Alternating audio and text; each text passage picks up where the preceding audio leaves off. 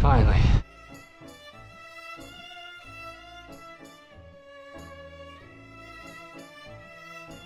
All right, let's start exploring.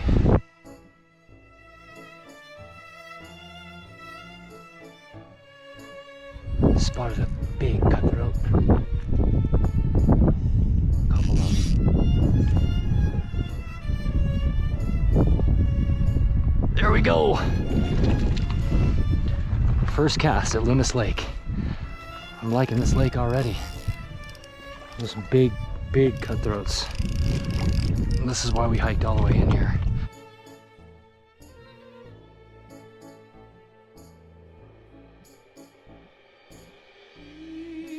Okay, trying to keep him under the water. There you go. Barbless hooks. Beautiful fish.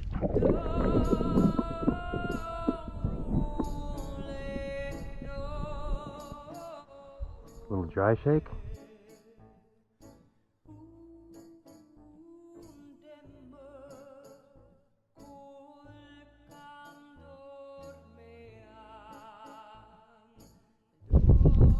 Going for cast number 2. Oh, where did that guy come from? All right, they're hungry. Just had a real nice hit out there. I've only been at this lake now for maybe 7 or 8 minutes. So far, we've spotted them here. Dry fly action too, which is fantastic.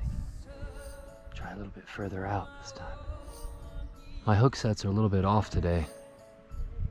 Or, well, they've been off for a while. Not sure why. We'll try over here and just do a blind cast. See if we can get one cruising along this color change area.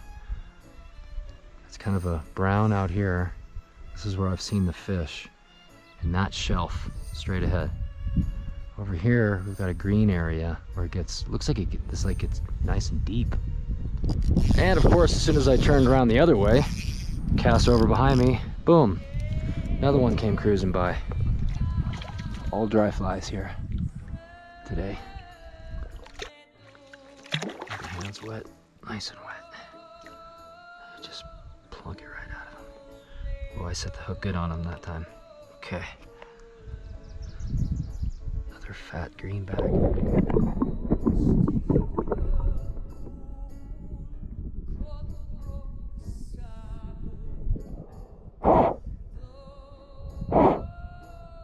Tell you what, we've only been here about 10 minutes and we have 2 beautiful cutthroat on.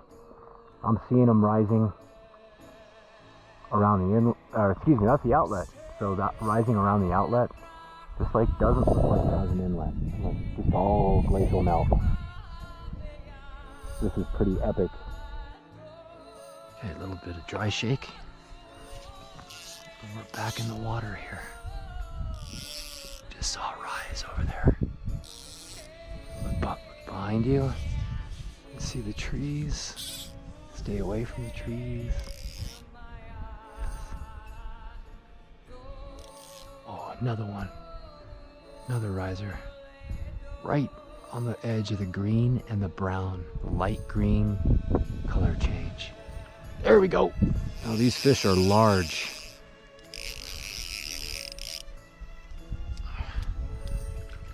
Whew.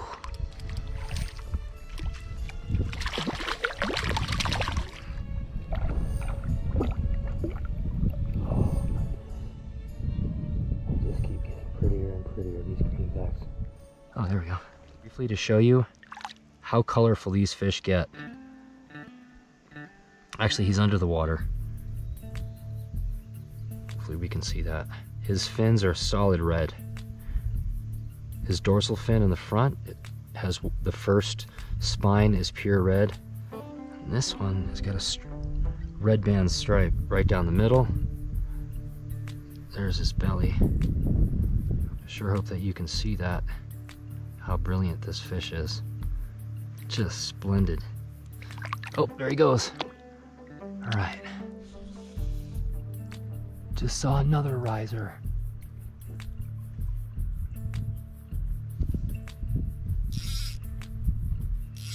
There we go. Oh, came off. Holy. It's like non-stop action. I haven't even made my way around the lake yet. That's my MO. Always walk all the way around the lake. Barbless flies. Old man. Not keeping the tension on. There we go. One just, big one just hit right out there. Try to do a couple extra false casts just to dry it off. I'm casting out there in that green area now. Probably about 35 feet, maybe. Not that far. Oh, there goes another one. With that glare out there, I can't tell if I'm being denied or not. Denial is when they come all the way up, look at your fly, see that there's something wrong with it, and they swim back down. Denied. That's what we call that. And we've tied on my little black mayfly done, but this one, ooh, there he goes. This one is tied with a post so I can see it, a little white dot. Boy, they are rising. Oh my goodness. Oh my goodness. Right in front of me. Are you kidding me? It's about a size 16. I can see the little white dot on the top. But to the fish, it appears all black. Gotta expect the wind when you come up here. I like a little breeze on the water because it disguises your tippet. Breaks up the still water. When it's crystal clear and dead calm, usually you have to use a longer tippet. Today I'm using about 7 feet of tippet. No big deal. Because of the wind. Normally when I get to the lake I'll add 2 to 4 feet of tippet. These guys don't seem to be line shy. Okay, when you're stalking places like this and you think the fish are in close, here's a tip. Just cast right over the land so they don't see you coming up. If you remember, I had a similar situation at Spruce Lake.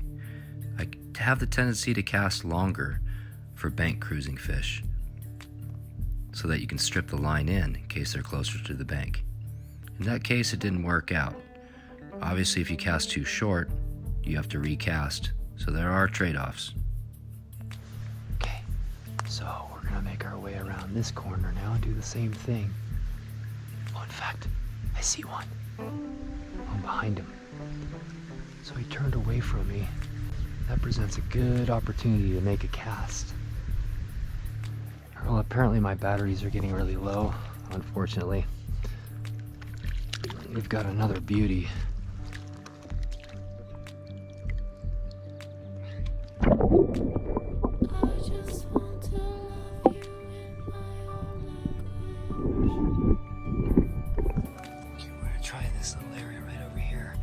Seen a couple just cruising around by the logs.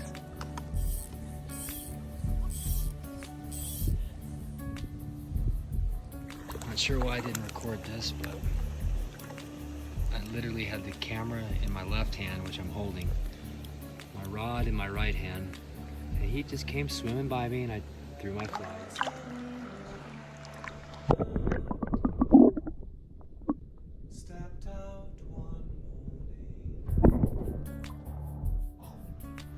Riser, riser, riser, riser.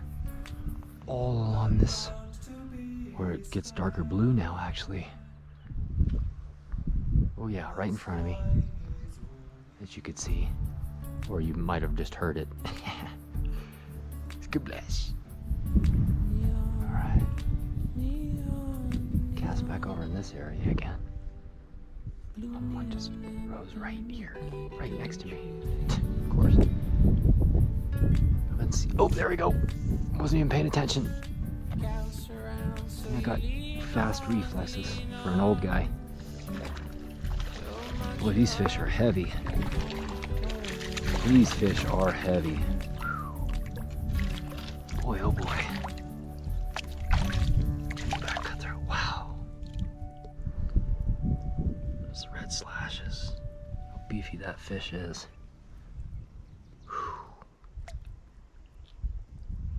Oh, there he goes.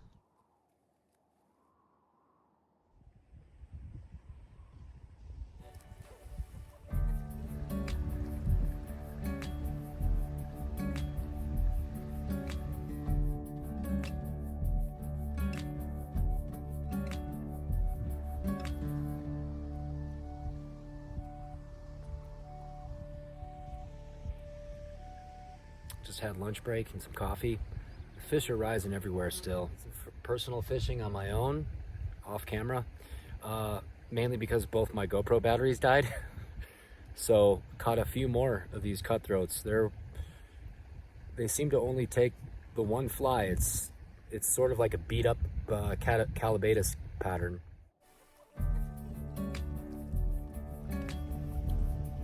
There we go. Sorry the camera's all over the place, but I'm using my phone.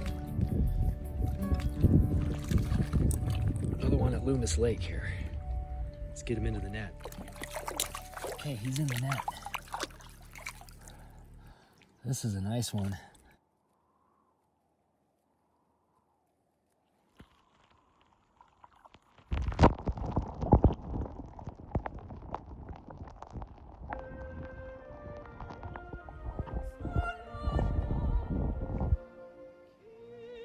Pretty hard to leave this lake.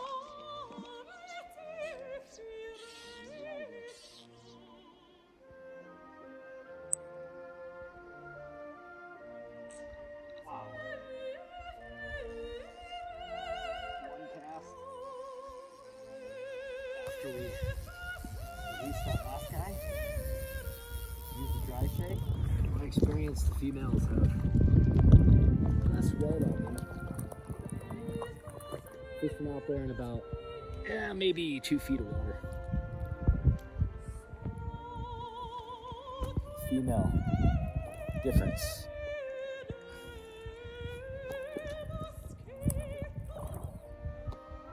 They're just cruising all over the place here.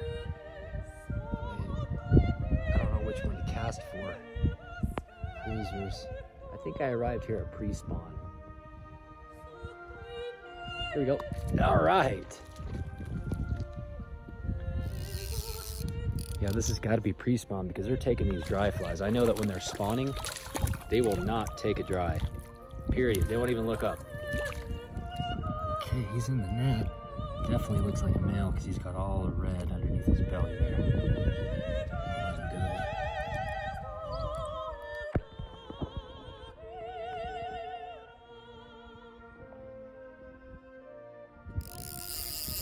I just had to get one more before we left. Boy, they're big. Come here, bud. We just want to look at you. Ooh.